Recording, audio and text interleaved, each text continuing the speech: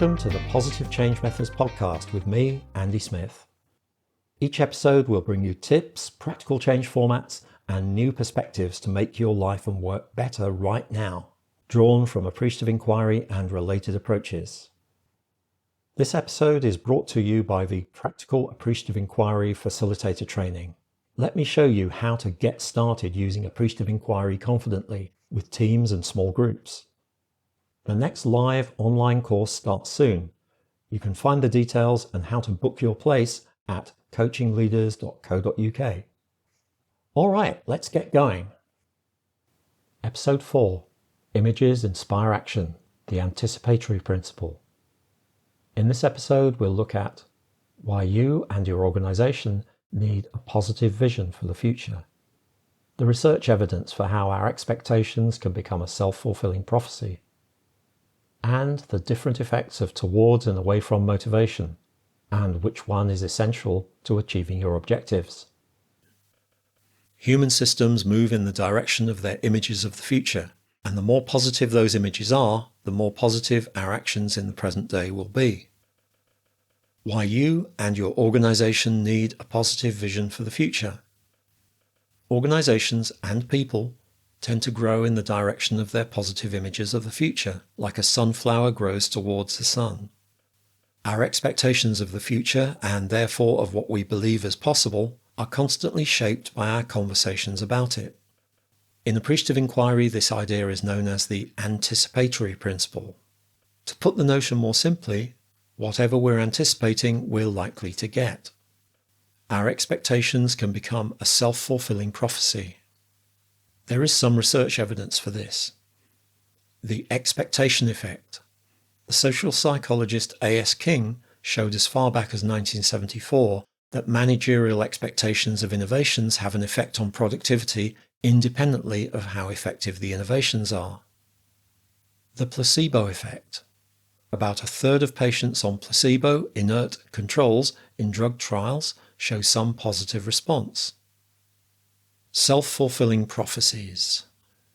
In The Luck Factor, psychologist Richard Wiseman tells how his investigations into people who seem to be naturally lucky found that positive expectations become self-fulfilling because they make the person more resilient and have better quality interactions with others.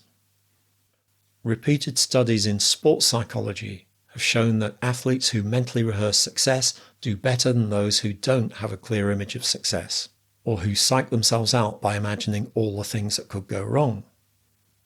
Having a clear, compelling image of the desired future creates towards motivation.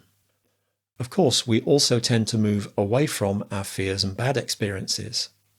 Moving towards what we want has some significant advantages over moving away from what we don't want. Towards and away from motivation contrasted. 1. If we know where we want to get to, we can correct our aim if circumstances knock us off course.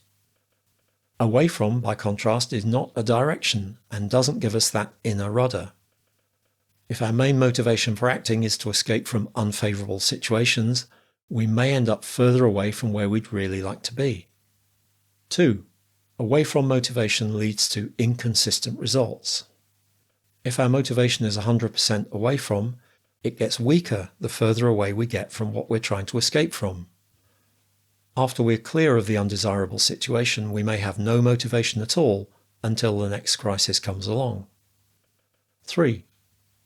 You may have worked in teams characterized by a reactive, headless chicken way of working, always firefighting some new crisis.